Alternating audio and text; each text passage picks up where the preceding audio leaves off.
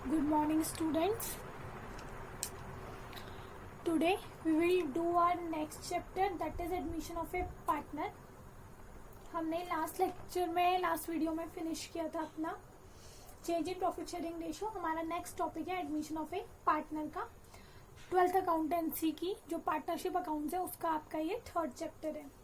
अब admission of A partner में देखो, इसके नाम से क्लियर हो रहा है क्या ये कि हम एक नए पार्टनर को क्या करेंगे, एडमिट करेंगे, उसको एडमिशन देंगे अपने बिजनेस के अंदर. उसके कई सारे रीजंस हो सकते हैं कि एडमिशन हमने क्यों करना है, पार्टनर को हम क्यों एडमिट करें अपनी फर्म में. हो सकता है हमें कैपिटल की नीड हो, कैपिटल की नीड हम फुलफिल नहीं कर पा रहे तो हम किसी को क्या दे रहे हैं, पार्टनरशिप दे रहे हैं, अपनी बिजनेस में ओनरशिप अपनी शेयर कर रहे हैं. उसके अलावा हो सकता है मुझे किसी कॉम्पिटेंट कैपेबल एक्सपीरियंस पर्सन की नीड हो जो क्या करे, बिजनेस को एफिशिएंटली रन कर सके, इसलिए मैं किसी को अपनी पार्टनरशिप में इनवाइट कर रही हूँ. उसके अलावा किसी रेपुटेटेड पर्सन को मैं अपने बिजनेस पे इनवाइट कर रही हूँ ताकि मैं उसकी गुडविल का फायदा उठा सकूँ. हमने पार्टनर्स के टाइप्स पढ़े पहले, उसमें एक पार्टनर वो भी था जिसकी ओनली गुडविल का यूज करते थे हम. हो सकता है हम एडमिशन इसलिए कर रहे हो ताकि उसका जो नेम है, उसका जो फेम है, उसको मैं क्या कर सकूँ, यूज कर सकूँ. या हो सकता है मेरा कोई एम्प्लॉय बहुत अच्छा काम कर रहा है, उसको मोटिवेट करने के लिए मैं उसे क्या बना रही हूँ, पार्टनर बना रही हूँ. तो ये सारे क्या हो सकते हैं, केसेस हो सकते हैं एडमिशन के. कैपिटल रिक्वायरमेंट के अलावा need of A competent and experienced person.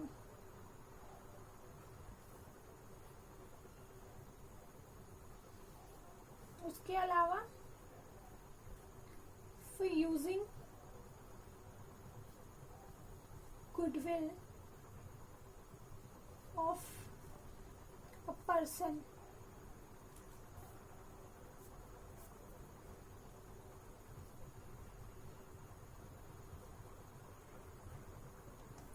A partner. Last one is to motivate employee by taking him into partnership. ये रीजंस हो सकते हैं जिनकी वजह से हम क्या कर रहे हैं, किसी पार्टनर को एडमिट कर रहे हैं बिजनेस के अंदर.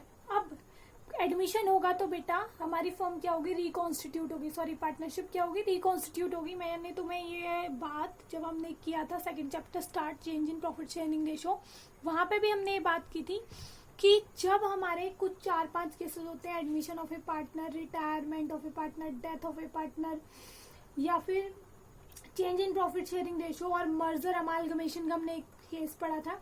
अगर ये केसेस होते हैं तो आपकी पार्टनरशिप क्या होती है, रिकॉन्स्टिट्यूट होती है. यहाँ पे हम एडमिशन कर रहे हैं तो पार्टनरशिप क्या हो रही है, रिकॉन्स्टिट्यूट हो रही है. तो रिकॉन्स्टिट्यूशन के टाइम, रिकॉन्स्टिट्यूशन ऑफ पार्टनरशिप, ये आपका केस है एडमिशन में. इस केस के अकॉर्डिंग हमने लास्ट चैप्टर में भी पढ़ा था बेटा, वो भी रिकॉन्स्टिट्यूशन का चैप्टर था. वहां हमने क्या क्या किया था, वहां हमने गुडविल की ट्रीटमेंट की थी, ट्रीटमेंट ऑफ गुडविल. ये किया था हमने किया था treatment of accumulated profits and losses. हमने किया था treatment of assets and liabilities. ये किया था हमने. उसके अलावा बेटा एक एडजस्टमेंट ऑफ कैपिटल के जो 2 क्वेश्चन थे जो मैंने छुड़वाए थे, उसमें क्या था कि कैपिटल पहले जिसकी भी जितनी रही हो, नए पार्टनरशिप चेंज होने के बाद जो न्यू प्रॉफिट शेयरिंग रेशो है उसके अकॉर्डिंग हमारी कैपिटल एडजस्ट होनी चाहिए. मतलब हमारी नई कैपिटल हमारे रेशो में होनी चाहिए. मान लो ABC 3 पार्टनर है, ABC 3 पार्टनर है, पहले उनकी रेशो थी 3:1. उनकी कैपिटल किसी की 50,000 थी, किसी की 2 लाख थी, किसी की 1 लाख थी.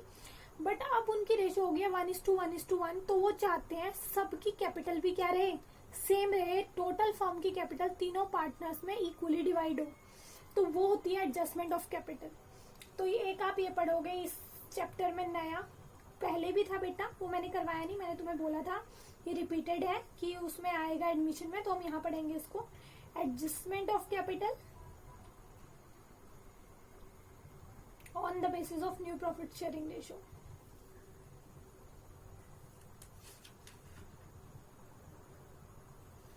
शेयरिंग रेशियो, ये सारी चीजें आप इस चैप्टर में पढ़ोगे। गुडविल की ट्रीटमेंट ये पहले भी की है आपने, बट उस ट्रीटमेंट में और इस ट्रीटमेंट में थोड़ा सा फर्क है, लिटिल बिट। देन आपके पास है एक्यूमुलेटेड प्रॉफिट और लॉसेस की ट्रीटमेंट, इसमें कोई फर्क नहीं है, डिट्टो रहेगी जो आपने पिछले चैप्टर में पढ़ रखी है, कुछ नहीं का। इस पूरे चैप्टर में आपके पास एक्यूमुलेटेड प्रॉफिट और लॉस से रिलेटेड वही 2 केस याद रखना जो आपने पिछले चैप्टर में पढ़े हैं, कि अगर कुछ कहा हो, मतलब डोंट वांट टू डिस्ट्रीब्यूट हो, तो वही एंट्री बन जाएगी गेनिंग टू सेक्रीफाइसिंग, और अगर कुछ ना लिखा हो तो सिंपली हम ओल्ड रेशियो में डिस्ट्रीब्यूट कर देंगे एक्यूमुलेटेड प्रॉफिट्स को और लॉसेस को। अब आई बात असेट और लायबिलिटीज को ट्रीट करने की।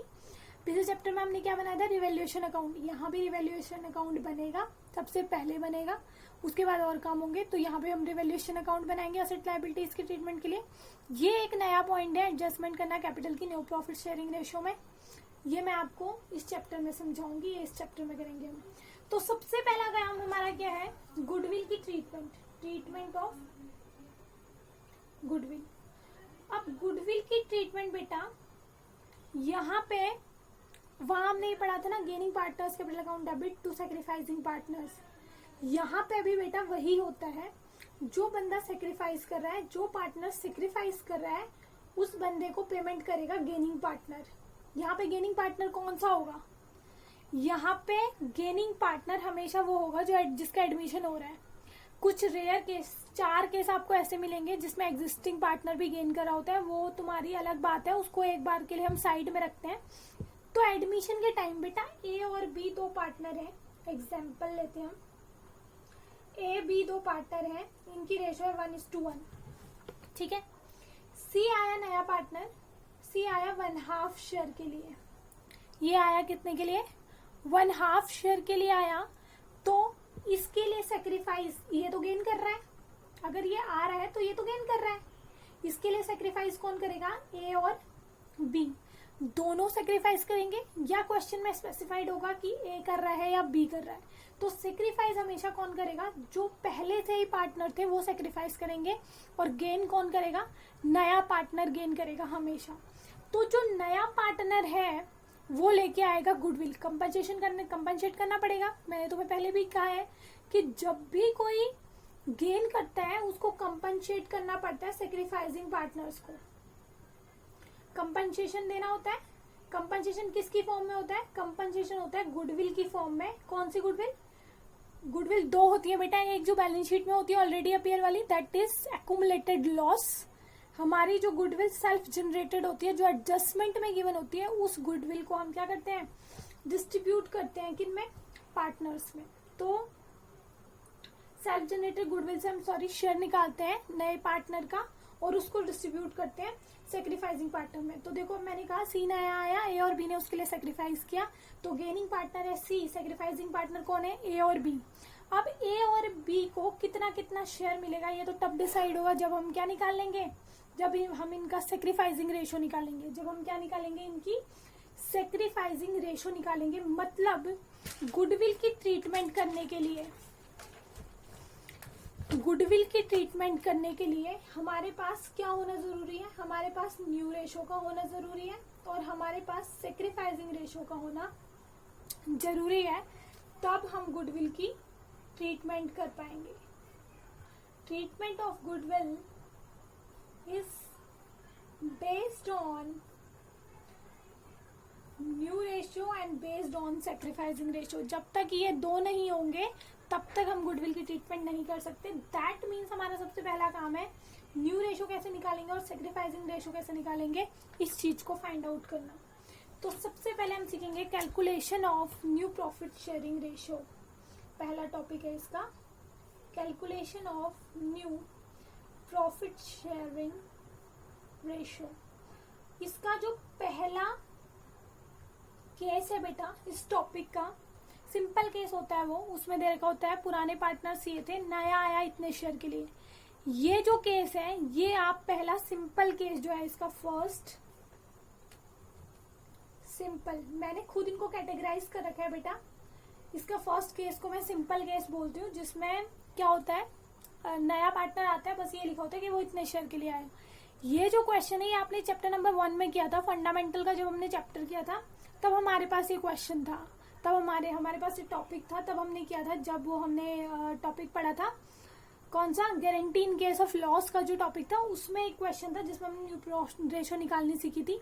वही ये रिपीट हो रहा है, मैंने तब तुम्हें कहा भी था ये फ्यूचर में काम आएगा। तो अब सिंपल केस का पहला इलस्ट्रेशन है मेरे पास। इलस्ट्रेशन नंबर 1 क्या लिखा हुआ है, ABC are partners in proportion of 3/6, 2/6, 1/6। ABC की जो रेशो है दैट इज 3:2:1, ये इनकी रेशो है। D is admitted into the firm as new partner with 1/6 share। D आया नया partner, D is a new partner for 1/6 share. कितने के लिए आया है, 1/6 शेयर के लिए आया है। आगे ये कह रहा है calculate the new profit sharing ratio. पुरानी रेशो थी इनकी 3:1, नया कौन आया पार्टनर, D। तो हम न्यू प्रॉफिट शेयरिंग रेशो कैसे निकालेंगे, एक बात याद रखना, किसी भी फर्म के टोटल प्रॉफिट को हम 1 लेते हैं, टोटल प्रॉफिट का जो शेयर है उसको हमेशा 1 लेके चलते हैं। कोई भी चीज अपने आप में पूरी 100% अगर हम कहें तो वो 1 होती है, फ्रैक्शंस में नहीं होती वो। तो total let total profit, total share of profit is 1। Firm का जो टोटल शेयर है वो है 1। Share given to D, D को हम कितना दे रहे हैं, डी को दे रहे हैं हम 1/6। कितना दे रहे हैं, 1/6। तो कितना बच जाएगा बचे हुए पार्टनर्स के लिए, रिमेनिंग शेयर कितना रह जाएगा, 1 - 1/6। एलसीएम ले लेंगे हम, 6 - 1 = 5/6। कितना बच गया, 5/6 बच गया रिमेनिंग शेयर। किसके लिए, A, B और C के लिए। D आया था 1/6 शेयर के लिए, वो 1/6 उसको दे दिया हमने, 1 में से माइनस कर दिया 1/6। टोटल फॉर्म का शेयर लिया था 1 में से D का शेयर माइनस कर दिया, कितना बच गया, 5/6 बच गया। अब 5/6 में से हम A, B और C का नया शेयर निकालेंगे। A इज न्यू शेयर, जो बचा हुआ है 5/6, उसमें A वही शेयर लेगा जो उसका पहले था, पहले उसका शेयर था 3/6। तो ये आ जाएगा आपके पास 5/12। उसके बाद आएगा B's न्यू शेयर, B का नया शेयर कितना बचा है, 5/6 बचा है इन तीनों के लिए। इसका पहले लेता था ये 2/6, तो ये आ जाएगा 5/18। उसके बाद है C's न्यू शेयर, C का शेयर तीनों के लिए बचा था 5/6, ये पहले लेता था 1/6, तो इसका बच जाएगा आपके पास 5/36। अब हम इनका एलसीएम सेम करेंगे, A, B, C तीनों का ये आ गया। D का शेयर कितना है, D पहले ही कितने के लिए आया है, 1/6 के लिए, तो इसका निकालने की जरूरत नहीं है, ये आ गया हमारे पास। अब न्यू प्रॉफिट शेयरिंग रेशो क्या होगी, the new profit sharing ratio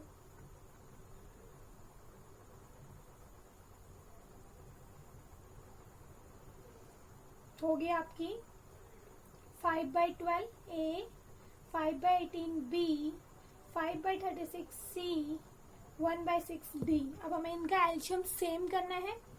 LCM हम जब सेम करेंगे तो ये आ जाएगा आपका 36 एलसीएम, 15:10:5:6 रेशो आ गई, 15:10:5:6। ये आ गया आपकी रेशो इसकी, ये आपका आंसर, ये आपकी आ गई है आपके पास न्यू प्रॉफिट शेयरिंग रेशो। तो ये है आपका इसका सिंपल केस का पहला क्वेश्चन। तो ये था आपका फर्स्ट केस, ठीक है बेटा। इसके बाद हम करेंगे सेकंड केस, आपका केस नंबर 2। जो सेकंड केस होता है न्यू प्रॉफिट शेयरिंग रेशो का सेकंड केस, उसमें हमारी एक्वायर वाली वर्डिंग होती है, एक्वायर्स वाली वर्डिंग होती है, और वो किस में होती है, वो रेशो में दे रखी होती है। Acquires in ratio. आगे हम एक्वायर इन फ्रैक्शन वाला भी करेंगे बेटा, ये मैंने खुद कैटेगराइज किया है, याद रखना, ये तुम्हें बुक में नहीं मिलेगा। सेकंड है एक्वायर इन रेशो। रेशो का मतलब यू ही होता है, यू 1:1, 2:1, दैट इज एक्वायर्स। ठीक है, तो सेकंड केस है हमारे पास एक्वायर वाला। इलस्ट्रेशन सेकंड एक्वायर वाला ही है हमारे पास। इलस्ट्रेशन 2 अब हम करेंगे। राम श्याम पार्टनर्स हैं, इनकी प्रॉफिट शेयरिंग रेशो है 7:5। राम और श्याम 7:5 इनकी रेशो है। इन्होंने एडमिट किया गोपी को। गोपी को एडमिट किया कितने शेयर के लिए? 1/6 के लिए। गोपी है न्यू पार्टनर, न्यू पार्टनर है गोपी, और ये कितने के लिए आई है? 1/6 शेयर के लिए आई है। आगे कह रहा है जिसे ये एक्वायर कर रहा है राम और श्याम से इक्वली। राम और श्याम से ये 1/6 शेयर दिख रहा होगा तुम्हें।